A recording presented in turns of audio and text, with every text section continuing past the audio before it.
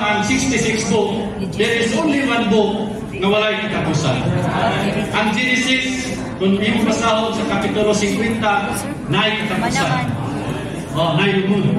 Kung yung basahon ang Mateo, sa Mateo sa yung katapusan sa Kapitulo 28, naay katapusan.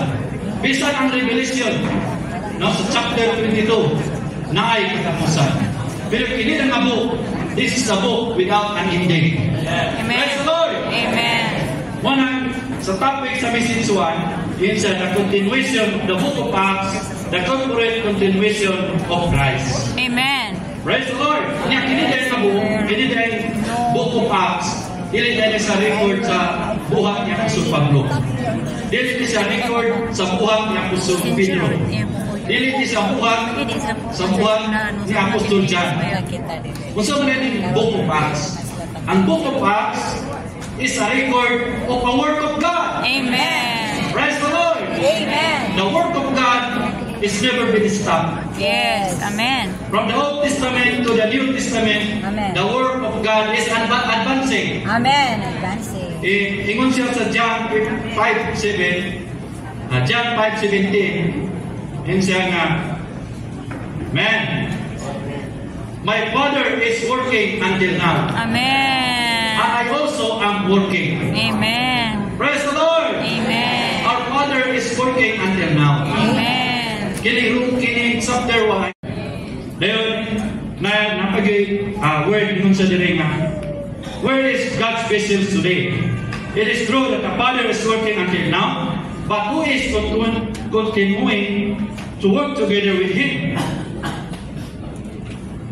I am also working. Inside the word, I am also working. Yeah. Brothers and sisters, if God grants us life and we are seeing God's truth, we will admit that God is after the same business today. Amen. That He ordained at the beginning. This vessel is the church. Amen. Dahil ko lang Ginoo. Amen. God is not after individual vessels, but today, Amen. but a corporate one. Muna giagpas sa Ginoo ang corporate vessel ni so.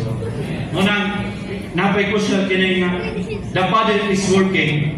Kani dahil working mo si Father A. Humanay pagkahulog sa tao, sa pagkahulog niya hangtod sa bagong langit ug bagong yuta, ang Father ang atong amahan nagbuhat mga igsoon. Nagbuhat siya sa atong sulod. Amen. Salamat sa Ginoo nining Diyos ng kasaysayan nga mao ang pagpadayon nining basahon sa buhat. Kita ang mga pagpadayon sa basahon sa buhat karon gid. Kunya kini ang kining Kristo ingon siya unang nagpadayag nining Diyos ng kasaysayan. Diha na dayag niya ang iyang pagkinabuhi ng Diyos tao. Gipanagna na ni sa bado sa daang tugon. Ako na rin basahon ang bersikulo. Kining Isaiah 42:4, Isaiah 53:10.